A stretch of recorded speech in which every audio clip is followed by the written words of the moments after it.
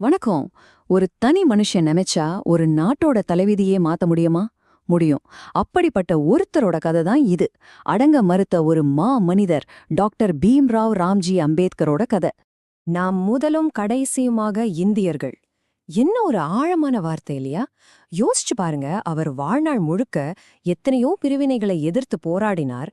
ஆனா அந்த போராட்டத்துக்கு நடுவுலயும் இந்த ஒற்றுமை உணர்வு தான் அவரை வழி நடத்துச்சு. வாங்க, அவரோட வாழ்க்கையோட முதல் அத்தியாயத்துக்குள்ள போவோம். அடங்க மறுத்தவர். எப்படி ஒரு கொடூரமான சமூக அமைப்புக்கு எதிரா ஒரு மாபெரும் சக்தி உருவாச்சுன்னு பார்க்கலாம். தீண்டாம இது வெறும் ஒரு வார்த்தை கிடையாதுங்க. அம்பேத்கர் பிறந்தப்போ இந்த உலகத்தோட கொடூரமான நிஜம் இதுதான். யோசிச்சு பாருங்களேன். ஸ்கூல்ல மத்த பசங்களோட உட்கார முடியாது, ஊர் பொது கிணத்துல தண்ணி கூட எடுக்க முடியாது. ஒவ்வொரு நாளும் ஒவ்வொரு நிமிஷமும் மனுஷனா மதிக்கப்படாத ஒரு நிலைமை.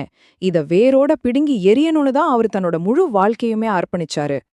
ஆமா, அவர் அப்படிப்பட்ட ஒரு உலகத்துல தான் பிறந்தாரு. ஆனா அந்த உலகம் தனக்கு போட்ட எல்லைய அவர் ஏத்துக்கவே இல்ல. இதுதான் உன் விதி அப்படின்னு சொன்ன சமூகத்தை பார்த்து, இல்ல என் விதிய நான் தான் எழுதுவேன்னு சொன்னாரு. அந்த அடங்க மறுத்த குணம், அந்த வைராகியம், அதுதான் அம்பேத்கர். சரி, இவ்வளவு பெரிய அநீதியை எதிர்க்கணும்னா கையில ஒரு ஆயுதம் வேணுமே. அவர் தேர்ந்தெடுத்த அந்த ஆயுதம் என்ன தெரியுமா? அதுதான் கல்வி. அறிவை எப்படி ஒரு மாபெரும் சக்தியா மாத்தினாருங்கிற கதை தான் இது. பம்பாய், அங்கிருந்து நேரா நியூயார்க், அப்புறம் லண்டன். இதேதோ டூர் போற லிஸ்ட் இல்ல. ஒரு மனுஷனோட அடங்காத அறிவுத் தேடலோட பாதை. அவர் வாங்கின ஒவ்வொரு பட்டமும் வெறும் காகிதம் கிடையாது. அது ஒடுக்கப்பட்ட ஒரு சமூகத்தோட நம்பிக்கையோட சின்னம். இப்போ இந்த முரண்பாட்டை கொஞ்சம் யோசிச்சு பாருங்க. ஒரு பக்கம் உலகமே கொண்டாடுற ஒரு மிகப்பெரிய அறிஞர், பல டாக்டர் பட்டங்கள். இன்னொரு பக்கம் அதே மனுஷன் தன்னோட சொந்த ஊர்ல ஒரு பொது கிணத்துல தண்ணி குடிக்க கூட உரிமை இல்லாதவரா பார்க்கப்பட்டாரு. பாருங்க, அவரோட பிரம்மாண்டமான சாதனைகளால கூட அந்த சமூகத்துல ஆழமா வேரூனி போயிருந்த பாகுபாட்டை உடனே மாத்த முடியல. இப்போ படிப்பு முடிஞ்சது, வெளிநாட்டுல படிச்சதெல்லாம் போதும்னு இந்தியாவுக்கு திரும்புறாரு. இப்போ அந்த அறிவு வெறும் புத்தகத்துல இல்ல, அது ஒரு ஆயுதமா மாறுது. போராட்ட களத்துல இறங்குறாரு. அவரோட வாழ்க்கையோட அடுத்த கட்டம் சமத்துவத்துக்கான போராட்டம். அவரோட போராட்டத்துக்கு ஒரு தெளிவான ஃபார்முலா இருந்துச்சு. 3 ஸ்டெப் தான். 1, ஒடுக்கப்பட்ட மக்களை ஒன்னா சேர்க்கணும். 2, அவங்களுக்கு அவங்க உரிமைகளை பத்தி சொல்லிக் கொடுக்கணும். 3, அந்த உரிமைக்காக போராடணும். அதாவது ஒன்றுபடுத்து, கற்பி, கிளர்ச்சி செய். இதுதான் அவரோட தாரக மந்திரம். அவர் வெறும் பேச்சோட நிறுத்தல. மூக் நாயக் அப்படின்னா ஊமைகளின் தலைவர்னு அர்த்தம். அந்த பேர்ல ஒரு பத்திரிக்கை ஆரம்பிச்சு யாருக்கெல்லாம் குரல் இல்லையோ அவங்களுக்காக பேசினாரு. மகத் சத்தியகிரகம், தண்ணி குடிக்கிறது ஒரு மனுஷனோட அடிப்படை உரிமை. அதுக்காக ஆயிரக்கணக்கான மக்களை திரட்டி அகிம்சை வழியில போராடினாரு. இப்படிதான் அவர் சொன்ன ஒவ்வொரு வார்த்தையையும் செயலா மாத்தி காட்டினாரு. இப்போ நாம அவரோட வாழ்க்கையோட உச்சக்கட்டத்துக்கு வர்றோம். பல வருஷ போராட்டத்துக்கு பிறகு இந்தியாவுக்கு சுதந்திரம் கிடைக்குது. ஆனா அந்த சுதந்திரம் எல்லாருக்கும் பொதுவானதா இருக்கணுமே. ஒரு புதிய தேசத்தோட எதிர்காலத்தையே எழுதுற ஒரு பெரிய பொறுப்பு அவர் கைக்கு வருது. அவர்தான் இந்தியாவோட சிற்பி. 299. இது என்ன நம்பர்னு பாக்குறீங்களா?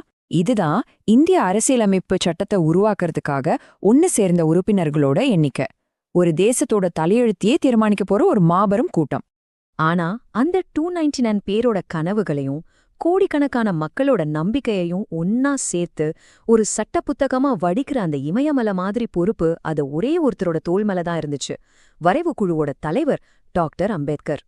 அவர் தன் வாழ்க்கை முழுக்க எந்தெந்த அநீதிகளுக்கு எதிரா போராடினாரோ அது ஒவ்வொன்னுக்கும் நம்ம அரசியலமைப்பு சட்டத்துல ஒரு நிரந்தரமான தீர்வை கொண்டு வந்தாரு. தீண்டாமை ஒரு குற்றம்னு சொன்னது ஆர்டிகிள் 17. யாருக்கும் எந்த பாகுபாடும் காட்டக்கூடாதுன்னு சொன்னது சமத்துவ உரிமை.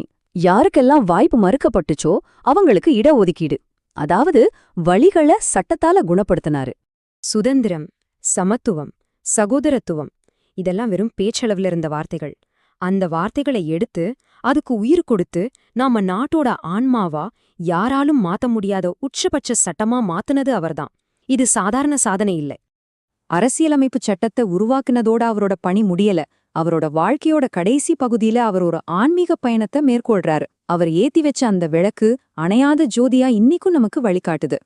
1956 வருஷம் நாக்பூர்ல ஒரு வரலாற்று சிறப்புமிக்க சம்பவம் நடக்குது. அம்பேத்கர் தன்னோட லட்சக்கணக்கான ஆதரவாளர்களோட பௌத்த மதத்துக்கு மாறுறாரு. இது வெறும் ஒரு மத மாற்றம் கிடையாது. சாதிங்கிற சங்கிலியிலிருந்து முழுமையா விடுதலை அடையணுங்கிற அவரோட வாழ்நாள் தேடலோட உச்சக்கட்டம் இது. ஒரு மாபெரும் விடுதலை பிரகடனம். சமூக நீதியா இருக்கட்டும், நம்ம சட்ட அமைப்பா இருக்கட்டும், பெண்கள் உரிமைகளா இருக்கட்டும், கல்வியா இருக்கட்டும், நம்ம இன்னைக்கு பார்க்குற நவீன இந்தியாவோட ஒவ்வொரு மூலையிலயும் அம்பேத்கரோட தாக்கம் இருக்கு. அவரோட சிந்தனைகள் ஒரு பெரிய ஆறு மாதிரி பல கிளைகளா பிரிஞ்சு இன்னைக்கும் இந்த நாட்டுக்கு உயிர் கொடுத்துக்கிட்டு இருக்கு. சோ கடைசியா நாம இந்த ஒரு கேள்வியோட இந்த உரையாடலை முடிச்சுக்கலாம்.